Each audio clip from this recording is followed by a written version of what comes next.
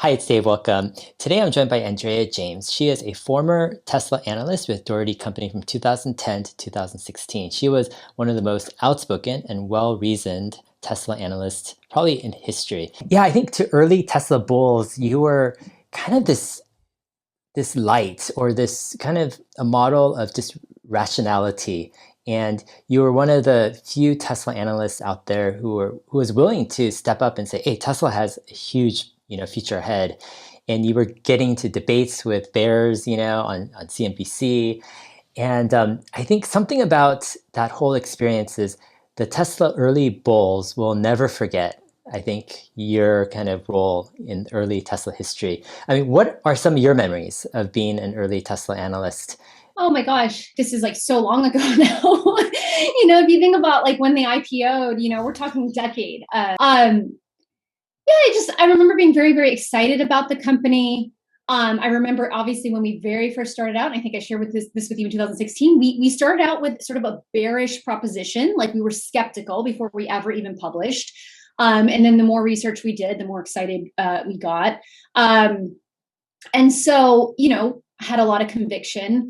I also had the advantage too of seeing some of my peers get other stuff wrong, and it helped me to realize that, like, just because you state something with confidence doesn't mean you're right. So it allowed me to, hold on to my convictions based on the research that I was doing.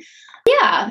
So I have a lot of great memories. I have a lot of memories of like before the Model S even came to market, right? The Roadster was the only car that they were selling. And I remember they had the very first, sort of test drive event where they were driving them around in Fremont. I think that would have been fall 2011, the very first Model S test drive event. And, it was very glamorous. Elon was there, and a bunch of people who had reserved multiple vehicles were there. In those days, like, analysts got VIP access. By the time the Model 3 launched, analysts no longer had VIP access. But so it was really cool. We were in like the VIP area, just kind of up on this dais, watching the cars go around all night. And then I remember the entire next morning just being on the phone with investors, like one after the other, who couldn't make it to the event. Like, were the cars actually driving? I mean, everybody had this question, could they actually build a vehicle that would drive and then mass produce it? So that was really fun. And I also remember touring the factory. Goodness, I think it would have been early 2011 when the robots hadn't even been installed yet. And actually I remember really silly things like Elon wanted to paint it the whole thing white. He was like, let's just paint it white. Like, it's going to be like this bright, shiny factory. So there was a lot, it was really fun to watch the company go from like 0 to 1 and over the course of maybe 5 or 6 years. I mean, what do you remember from kind of those early years where there's so much like media coverage that was so negative on Tesla, where so many people were expecting this company to go belly up? There were a lot of people who were considering Elon to be a fraud, to the whole company, right? To just not a legitimate company. And now it's 2021.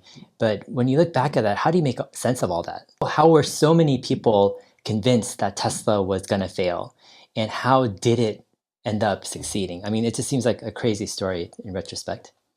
Yeah, so I think, Tesla's not a conventional company. And so they sort of defied conventional wisdom. There's a reason why that's conventional. I think there was just a lot of skepticism of electric vehicles in general. People couldn't imagine how they could be widespread. I mean, I remember the infrastructure question came up all the time. It still comes up. Well, there's no infrastructure. It's like, actually, there's infrastructure to deliver electricity everywhere. We're actually perfectly set up for electric vehicles. But so there was just a lot of misperceptions. The other thing I think is that controversy sells, and there was something about Tesla, like just putting Tesla in a headline got hits for the media, and so if you write about Tesla, you're going to get attention. And so there's a lot of incentive there to write stories or find stories or write things. And so, there was a lot of media attention. There still is. I mean, I think Tesla is really up there in terms of, how much attention it gets. In general, people are just really interested in the company. And in terms of the negativity, I mean, I think sometimes, they were perceived at some points really to be an overdog, even though they were the underdog. And I think there was this sense that just because Elon is wealthy and like there was a sense that like, well, we're going to take them down a peg. At least that was my sense of things. There was this mainstream idea that they weren't the underdog when actually they really were. I mean, if you look at what they were up against and still are up against. But I think there was this perception that they weren't. And so there was we're going to take them down a peg, or we're going to hold them to account, or hold their feet to the fire, which is what, the role of journalism is. Obviously there was different, there's the media aspect of it, and then there's the Wall Street aspect of it. There was a lot of I remember there was a lot of groupthink at the time about Tesla. And I think that actually happens with a lot of things that, people fall into groupthink, and you heard somebody say, oh, that's never going to work. And it just becomes like the intelligent thing to say. And that was my perception of what a lot of it was. There was a lot of, short interest at that time. It was really, really high. And along with that, you had always the negative bear articles and media coverage. Do you think any of that was like coordinated? Do you think any of that was from, the shorts? I don't have any insight into any of that. I do think, when you raise convertible debt, which Tesla did a lot of converts, you create a class of investors who profit off of volatility.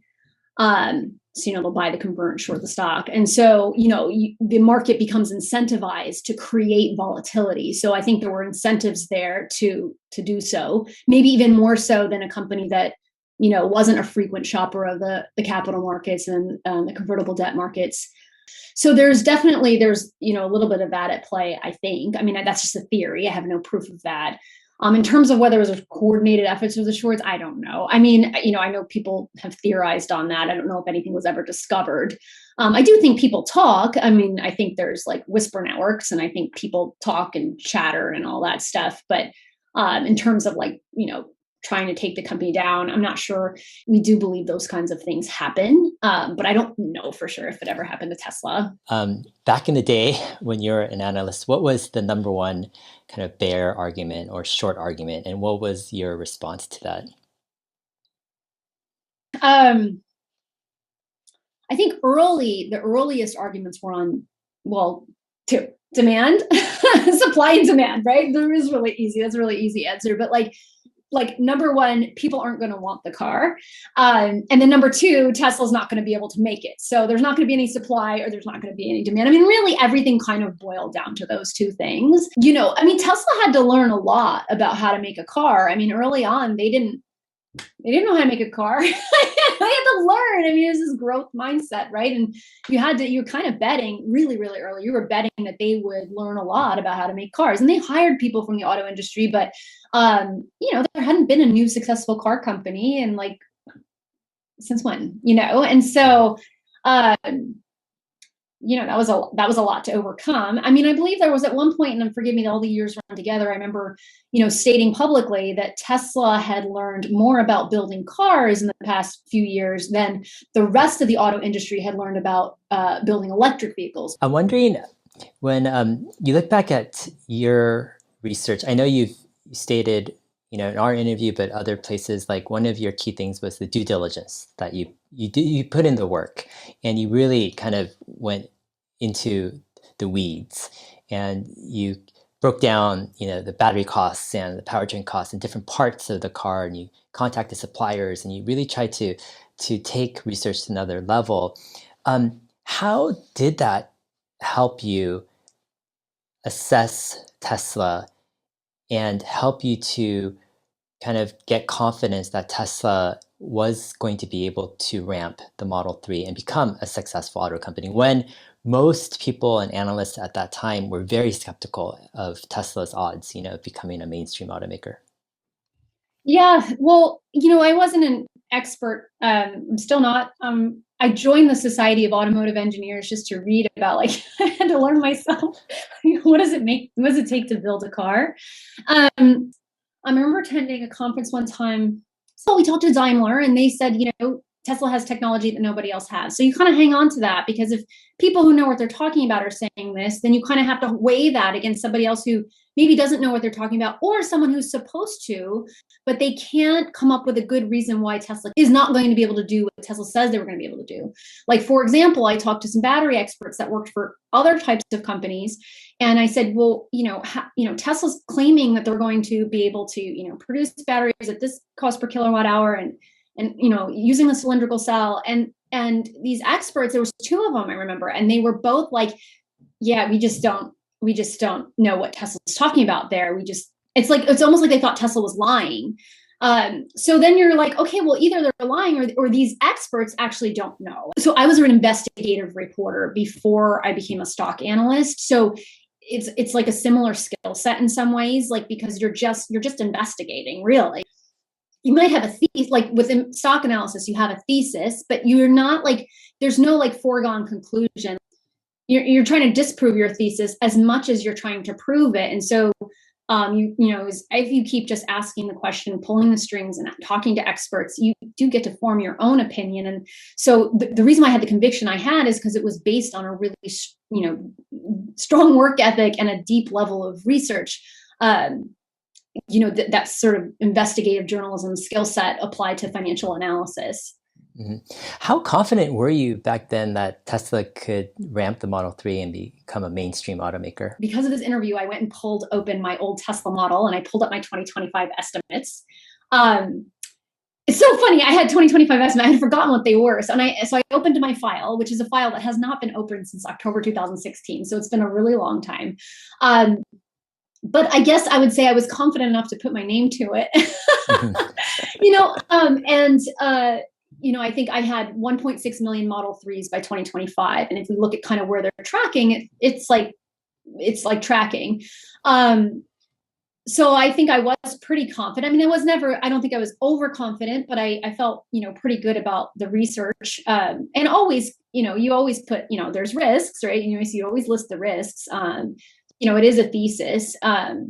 So I felt pretty good about it. And it's funny because there was a situation where somebody's family member, an analyst, who said, make sure you're, not to me, but like to somebody else I worked with, like, make sure your name is never on a research report that's bullish on Tesla. You'll be very embarrassed one day, And so, I had to, put my name out there in a way where I knew there were people out there that were like literally counseling their own children, adult children, to like, stay away from Andrea and her research. Like, you're going to be so embarrassed. It was a very interesting time. And I said this when I left stock analysis, but I put the year my life expectancy runs out on my wall, which is like, I would always have the deathbed conversation. Like, am I going to regret this on my deathbed? Probably not. I probably won't even care. Okay, have confidence, go forth. Past 18 months, we've seen this crazy Tesla stock price jump, 10x. Did that surprise you at all? Like, I mean, it all was just compressed in this 18 months. We saw it just go from, I don't know, just a $50 billion company to, a $700 billion company or so. What were you thinking when you saw the stock price just continue to go up? Oh, thanks. You're looking at a re-rating when you're watching it. I think the thing about re-ratings is like, they're going to come, but they're very hard to predict when and like what the catalyst might be. Because I think, pre-split, it went back down into the 400s last year, early in the year. And then it skyrocketed. So I think I'm always surprised by re-ratings, just the timing on them. Even if I'm bullish on companies, it's just really hard to predict when a re-rating is going to happen. Yeah. And in general, re-ratings tend to happen just like they always kind of, you're like, oh, we're in the middle of a re-rating, and it's just when you need to buy shares. Because if you sense you're in a re-rating, that's, it's going to settle in, and it might shoot up, and then it'll come back and settle into a little bit of a lower level off the highs, but it's re-rated. It won't go back to what it was. Can you dive a bit deeper into your concept or how you view re-rating? Like, what's the background of a company, when it gets re-rated? Who is doing the re-rating? What's the impact, and why does the stock price do what it does? Yeah.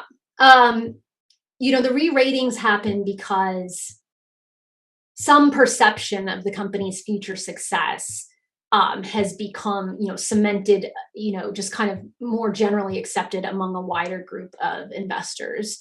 And so, that's just that's what happened with Tesla. And so everyone kind of acknowledges that, this is the new price. And, and then when companies, when they launch, follow-on offerings or they do capital raises, that's a pricing discovery event. And, it shows that investors are willing to buy the stock at that price.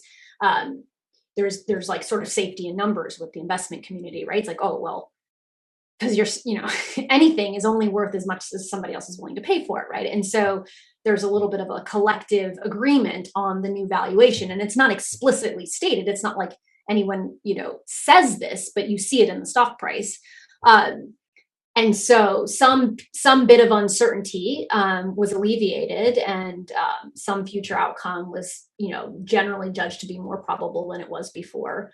So there's some macro market conditions happening, and then there's some things specific to Tesla that happened. I think them becoming free cash flow positive was a big part of it. GAAP profitable. The gross margins were pretty impressive last year. They achieved their target gross margin, 25%, like in the automotive business. That's a big deal. So I'm not sure, because I'm not, covering the stock, what it was that the market had doubts about that got sort of those doubts were retired. All right. So here's a question from some of our my Twitter followers, and so we got Stephen Mark Ryan. He says, "Did Andrea interact with other analysts covering Tesla much? If so, what were they missing? Seems like she was the only analyst who got it in the early days." I don't know if I interacted that deeply when I was covering the stock. I guess we were all competitors. Later on, I went and worked for Tesla for a little bit doing investor relations, and I interacted with the analysts. I don't want to pine too much on the folks who used to be my competitors, and there were different folks who got it or didn't at different points. I'm not sure what motivated some of the research or some of the opinions. I did perceive that, particularly among automotive analysts, I think some of their opinions might have been formed by their industry contacts. And in general, that's usually a good thing. When you cover a bunch of competing companies, you kind of, I don't want to say play them off of each other, but in a way, because you're like, you can learn from one company what they have to say about their competitor. It makes you ask better questions. It will make you more skeptical, because companies are necessarily skeptical of their competitors. And so I think some of their skepticism came from that. And I think if you viewed the company through a strictly automotive lens, especially on valuation, it just wasn't going to make sense. And you had to look at it from like a, if they had a tech company cost curve, not an industrial company cost curve. I was a disruptive technologies analyst and I covered tech. So it was just a little bit of a different viewpoint. Also, I was a growth analyst covering growth stocks, which are different. They get valued differently. They're also growing a lot faster. It's also, an energy storage company. So, Tesla didn't neatly slot into, any sort of buckets. From your perspective, you were covering, let's say, growth, tech, innovation. What other companies were you covering as an analyst during that time? I covered so I covered a lot of aerospace and defense, actually, with a geospatial component. So GeoEye and Digital Globe, which ended up merging, and actually have satellite launch poster just over here on my office wall from that. AeroVironment, which provided drones to the U.S. military. Stratasys, which made 3D printers. I did pick up the firearm stocks, which was really interesting. I'm trying to think who else I covered at the time. I feel so bad. I might forget a few. But I covered Proto Labs. Actually, if you look through the ARK Invest fund, there's a bunch of them. Yeah, that I used to cover. Proto's another one. As you're talking, I'm like, Stratasys, yeah, Proto Labs. Like, a lot of this sounds like, a typical type of ARK Invest type of company. Do you have any opinions on ARK Invest? Is that one of the reasons why they're able to catch Tesla, because they are looking at it through tech, innovation, disruption, rather than a typical like legacy auto lens? Yeah, I think they're definitely outside the box thinkers at ARC, and they have a lot of resources to research things. I personally I run my personal holdings. I'm like, oh, it's good to know if ARC owns it. I think it's not a bad strategy. So yeah, I think I like the way they think. I like the way they think about things. They do think big picture. I think stock analysis is a mixture of the macro picture, which you want to get right, but you also need to get the details right as well. So they do a lot of big picture thinking. I think a lot of stock analysis, just where I was on the sell side, was a lot of just tracking the day to day. Like if I were an analyst this year, I would be on Tesla. So much of the research would be about, their progress with expanding their manufacturing, right, in Berlin and Texas. You want to see that they're ramping their capacity. I'd probably have questions about why the energy storage business is not ramping faster. I think it grew, double check me on this, like 80% last year, which is great numbers, but like, why is it not going faster? Like, what's the constraint there? It seems like there's a lot more demand for energy storage. Why doesn't that go faster? What are the constraints? So I think so much of your day-to-day is actually just researching the near term. And of course, all of that will roll up into a long-term picture, but it's really your conviction in the near term that kind of keeps you on the straight and narrow. You mentioned your 2025 model. Can you share anything about kind of what you are modeling? This is probably almost 5 years ago. See if... Yeah, I'm going to... So I have it on... So I literally had to boot up, and Zoom's gonna like edit this computer out, which is kind of interesting. But yeah, I have it on this old machine that I haven't booted up in so long. And so I actually booted up before this interview because it literally takes 5 minutes to boot. It's this older piece. It's like more than 5 years old. And so anyway, so like I said, I opened this file for the first time in 5 years. And in one of my tabs, I do have my 2025 estimates. So here's what I said. The global market size for vehicles in the $35,000 to $60,000 price point was 5 million units. And so the prediction was that Tesla would have 32% market share by 2025 in that category, which is 1.6 million units in 2025 of the Model 3 or the Y variant, whatever it was, any variant that had an ASP of about $45,000. I also had the S and X platform, about 150,000 units by 2025 at the $95,000 price point. And that would have represented 15% market share in that target category. And that all rolled up to automotive revenue of $86 billion in 2025 at a 25% gross margin. And so if you look at where they're tracking, where are they tracking? In 2020, they did automotive revenue of what? Yeah. 27 billion, it looks like. So, and I had 86 billion in 5 years. So they would have to more than double that in the next 5 years. And this is why you want to track production, right? You want to track, in order to get their units up, they've got to build capacity. And then the other thing you want to look at is how they fund capacity. And again, I'm not doing any of this work, but this is where the work would go if I were doing it. Yeah. That's what you really want to track. Are they going to be able to keep growing and sustaining the growth numbers? Yeah. Did you have any numbers on kind of a next generation, a cheaper car than the Model 3? No. Yeah. But I did have, do an energy business assumption, Powerwall units and power pack, and how many kilowatt hours of battery packs produced for vehicles and for storage. And so the energy storage business, I estimated revenue of $3 billion in 2025. They might already be bigger than that. Yeah, they might be around there actually, for 2020. Yeah, so 3 billion. Although I think there's a lot of room there. Mm. And again, I published this in April of 2016. Yeah. So wow. Yeah, 5 years ago. So and it was a look at 2025. Yeah. This is like the number one question I get after our past interview 5 years ago.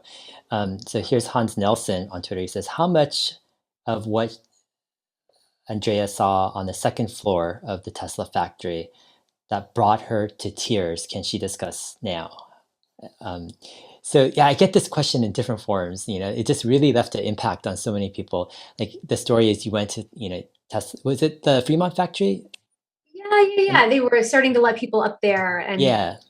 so they would have been doing powertrain manufacturing up there. So there were robots, putting the cells into place. They're wrapping thermal management around every single cell. That's automated. So they had these like giant glass boxes of robots. So they had the robots. But then the other thing is even to make sort of the powertrain and the motor, machines didn't exist to build those parts. Like they had to build the machine to make it. And they couldn't source the parts either, because like they were the first company. When you're the first to do something and you've designed something new from the ground up, there's no supplier you can phone and source that part. Not only that, you can't even source the machine to make the part. Do you see what I'm saying? It was like not only understanding that there's these parts and like and they're really pushing the limit on automotive engineering, but then you can't even procure the machine to make the part in mass at scale. And I believe some of the Roadster battery packs were made it was very manual. So they had to automate all of that for the Model S. I mean, it was just this fact of, like you'd go and they'd be like, well, we couldn't source this and we couldn't source this and we couldn't source this. And then our engineers ran into this problem and they had to solve this. And then they ran into this problem and then they had to solve this. And then they had to build this machine. And like, so they not only had to engineer the parts, then they had to engineer the machines to make the parts. Mm-hmm. And then when they couldn't get suppliers to even make the parts to the machines, to the parts that went on the machines, then they had to make those as well. And then even then, the way they would just work with their suppliers to try to get supply on some of this. I just thought it was very interesting that how it all been built from the ground up. It was like clear that they had been working on this in some capacity in stealth for, months to years.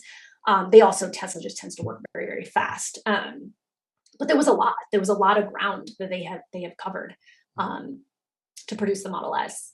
Yeah, I've done several factory tours in the early days, and I remember like the first floor, they're just like, showing you everything, and you're going around seeing, the assembly and the body in white and all that. But like there's always like the second floor, and then that's off limits. They're not letting people.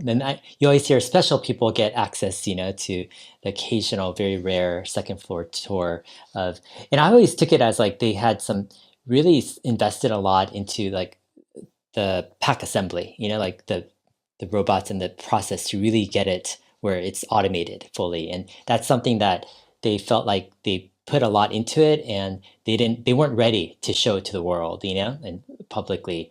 It was kind of like something they were keeping close to their chest. And I kind of wonder if some of that led to this whole, new battery production effort from Tesla, where they purchased kind of companies like Hybar and others that were able to build these machines, and now they're making cells, right? And I wonder if part of the early genesis of Tesla making cells was in that second floor. Like how fast were the cells being like put into the packs? I don't know what the rate was, like how many cells per. I mean, it was like zoop, zoop, zoop, zoop, zoop, zoop, kind of like at that speed. Yeah, that makes sense. Yeah. Yeah, no, definitely. It definitely sounds like the early stages of Tesla cell production. Yeah, getting the first machines going.